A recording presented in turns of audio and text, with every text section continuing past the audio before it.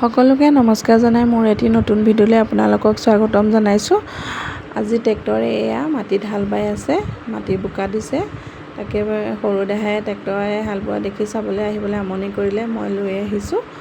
এয়া ট্ৰেক্টৰে হাল বাই আছে, পানী বহুত হৈ আছে দেই। এইকেইদিন বৰষুণ দিছে যে, আজিও বৰষুণ দিছে, যোৱাকালিও বৰষুণ দিছে।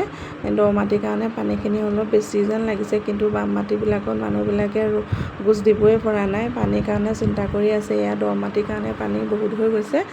আনফালে মানুহখিনিয়ে ট্ৰেক্টৰে হাল বাই দিয়াৰ লগে লগে মাছবিলাক ওপৰলৈ ওলাই আহিছে যে, এয়া মাছ ধৰি আছে। সকলোবিলাকে মাছ ধৰি আছে দেই, মাছ পাইছে, কিন্তু যথেষ্টখিনি মাছ পাইছে। ইয়াতে ভালেমানখিনি মানুহ আছে। এয়া জাকৈ লৈ ধৰিছে, মানে হাতত যোনে যি পায় আৰু, চালনী লৈছে কিছুমানে, তেনেকৈ ধৰি আছে।